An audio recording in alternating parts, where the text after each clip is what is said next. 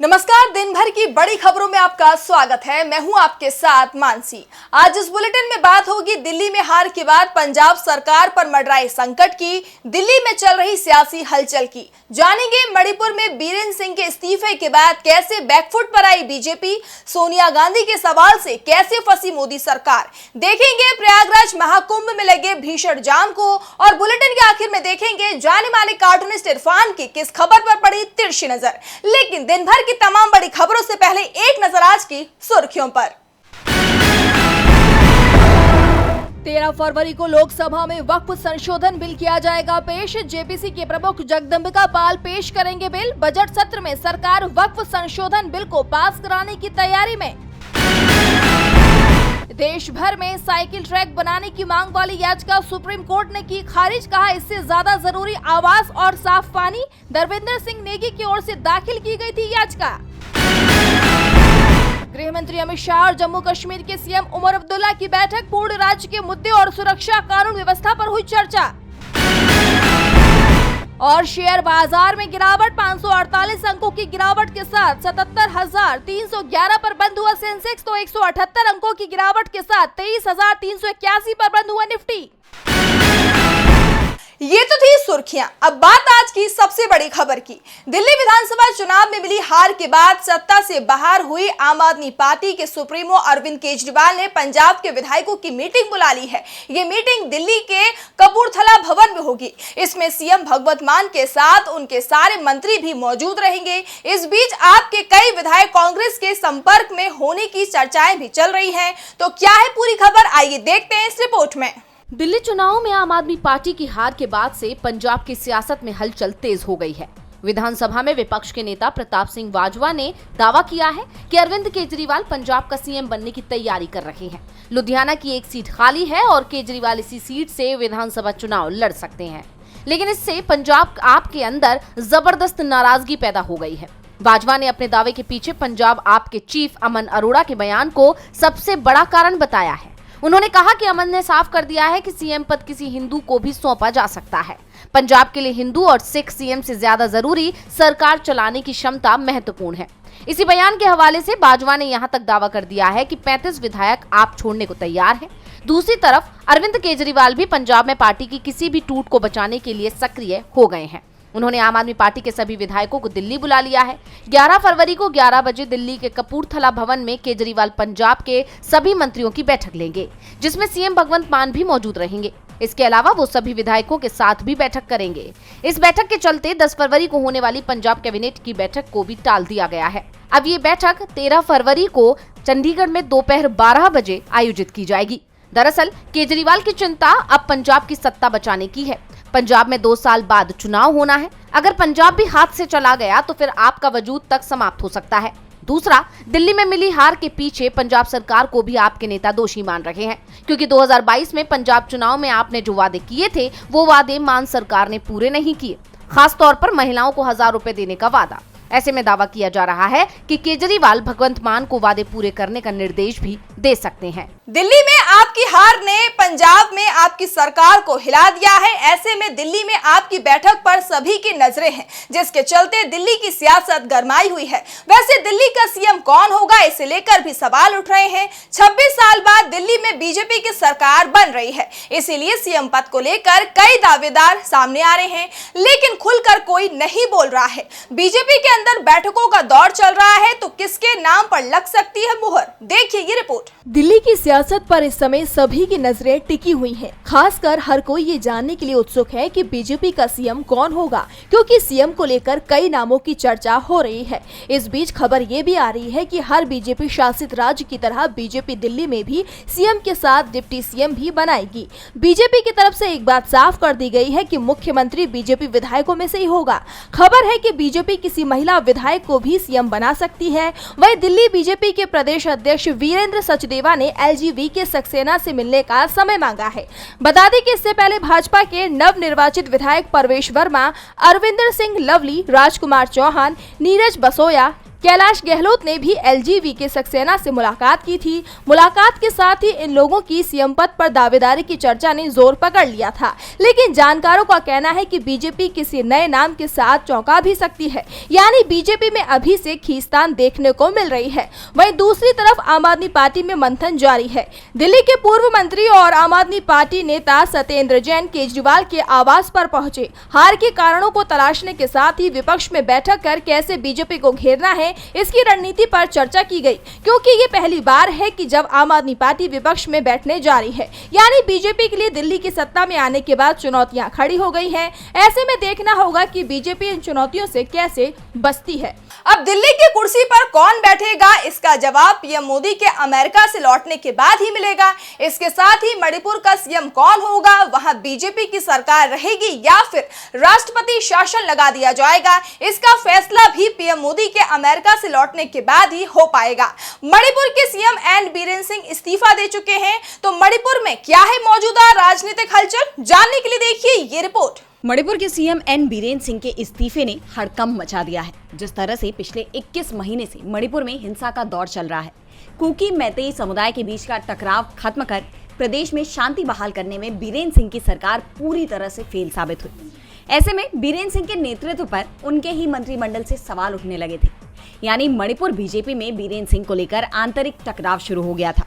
तो विपक्षी विधायक इस बार के विधानसभा के सत्र में अविश्वास प्रस्ताव लाने की तैयारी में जुट गए, लेकिन इससे पहले ही बीरेन सिंह से बीजेपी हाईकमान ने इस्तीफा मांग लिया।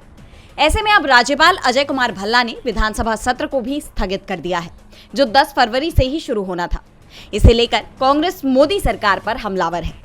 सीएम के इस्तीफे पर कांग्रेस सांसद प्रियंका गांधी ने कहा कि ये तो लंबे समय से लंबित था।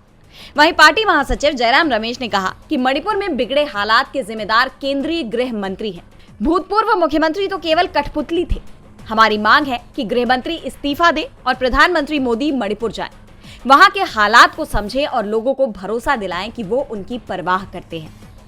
वहीं कुकी जो समुदाय के प्रवक्ता का कहना है कि बीरेन सिंह का अब पद छोड़ना इस संघर्ष के लिए जवाबदेही के तौर पर कोई मायने नहीं रखता। अब ऐसे में सबसे बड़ा सवाल ये उठ रहा है कि मणिपुर का अगला सीएम कौन होगा, तो इसके लिए कुछ नामों पर चर्चा भी चल रही है। बीजेपी सांसद संबित पात्रा फिलहाल मणिपुर में ही है और उन्होंने राज्यपाल से मुलाकात भी की है।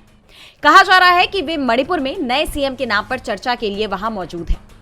मणिपुर के नए सीएम के लिए वहां के ग्रामीण विकास और पंचायती राज मंत्री युमनाम खेमचंद सिंह, कैबिनेट मंत्री टी विश्वजीत सिंह और विधानसभा स्पीकर टी सत्यव्रत का नाम सबसे आगे चल रहा है।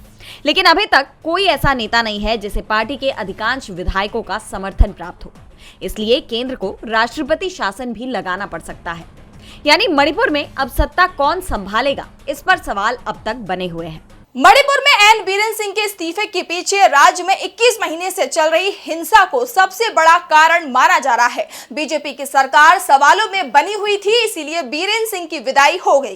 लेकिन सवालों में केंद्र की मोदी सरकार भी है। सवाल देश की जनगणना को लेकर पूछे जा रहे हैं कि आखिरकार जनगणना कब कराई जाएगी। इसे लेकर कांग्रेस संसदीय दल की नेता सोनिया गांधी ने मोदी सरकार को संसद में घेर लिया। तो क्या है पूरी खबर, आइए देखते हैं इस रिपोर्ट में।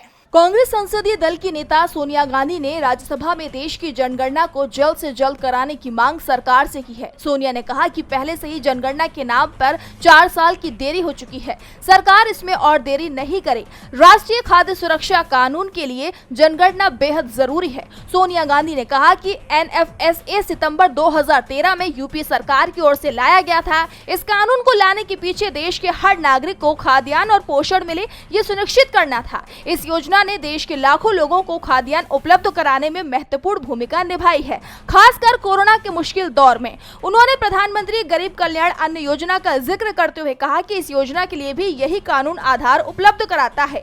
सोनिया ने कहा कि NFSA के तहत 75% ग्रामीण और 50% शहरी आबादी सब्सिडी के साथ अन्न प्राप्त करने के योग्य है।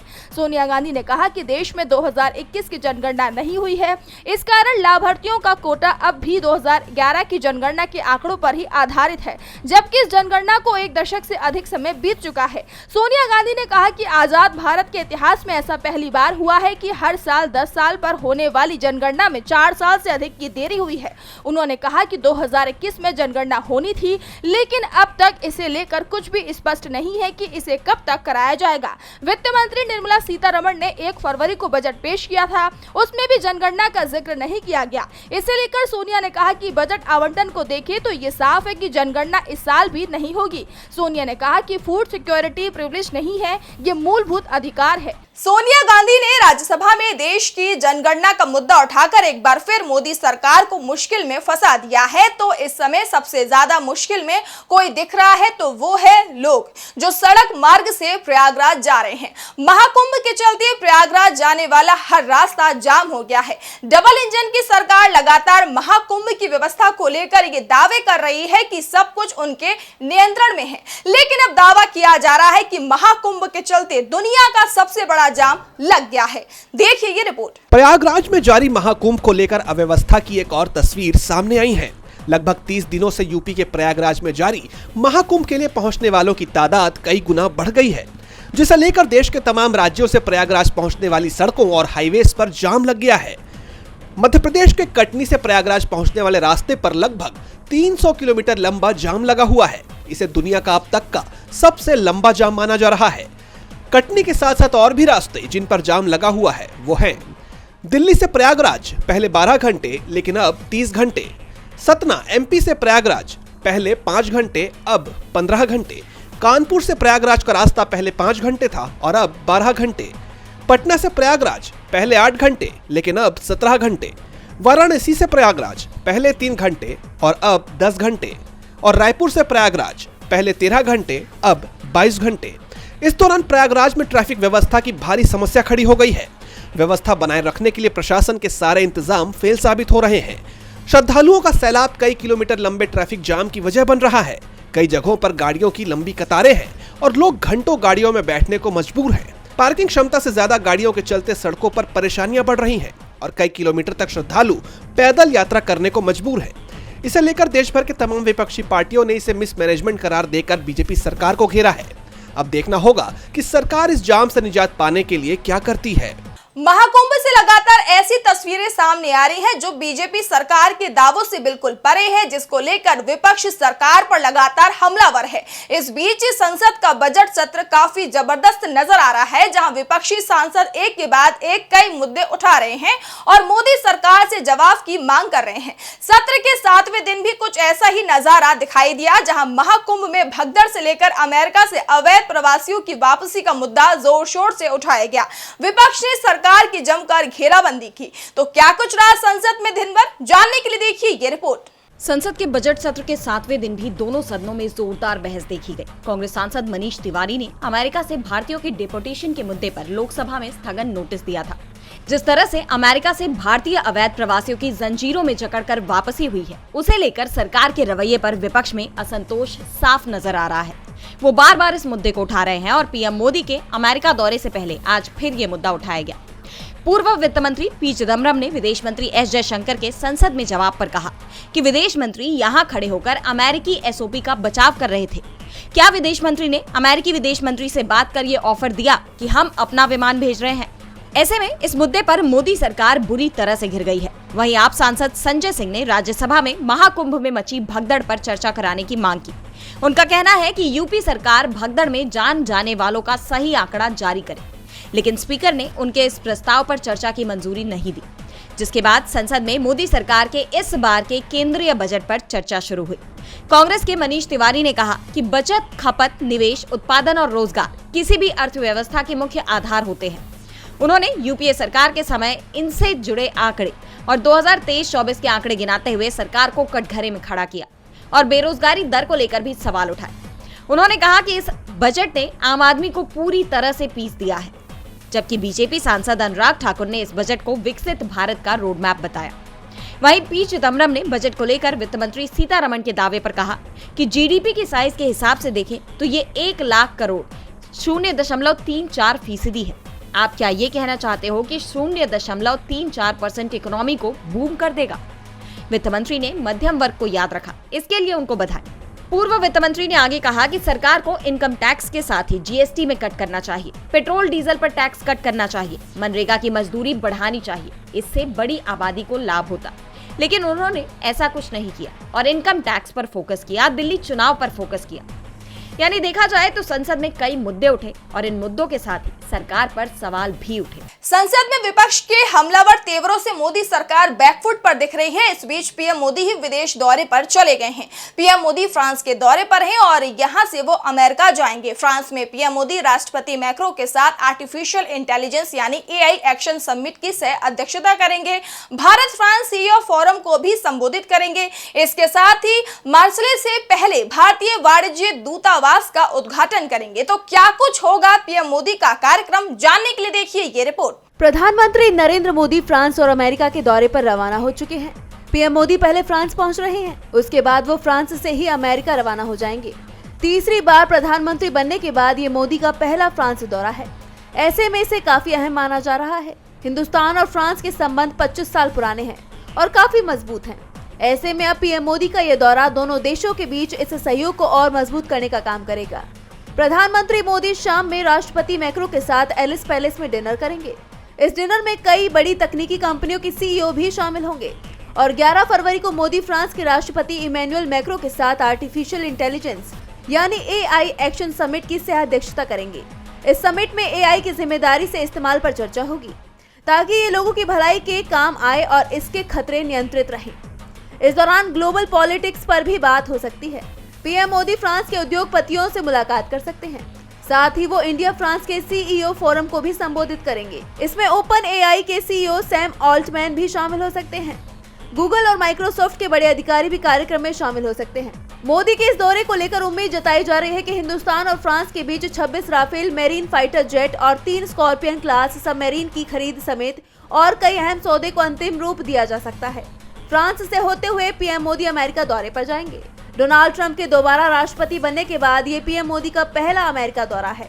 पीएम मोदी का अमेरिका दौरा इसलिए महत्वपूर्ण माना जा रहा है क्योंकि अमेरिका भी भारत पर ज्यादा डिफेंस उपकरणों को खरीदने का दबाव बना रहा है। और बुलेटिन के आखिर में देखेंगे जाने माने कार्टूनिस्ट इरफान की किस खबर पर पड़ी तिरछी नजर।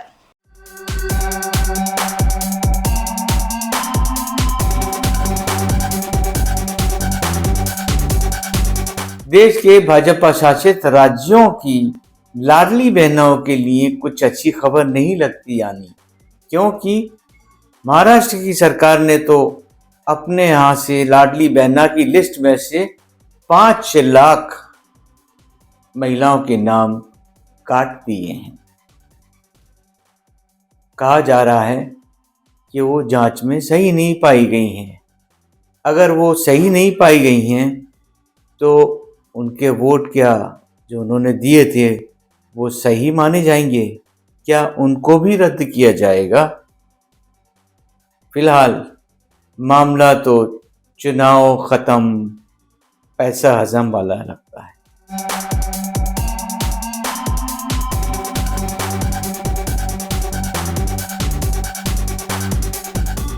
बहुत बहुत शुक्रिया इरफान जी। तो आज इस बुलेटिन में इतना ही। आप देखते रहिए DB लाइव। नमस्कार।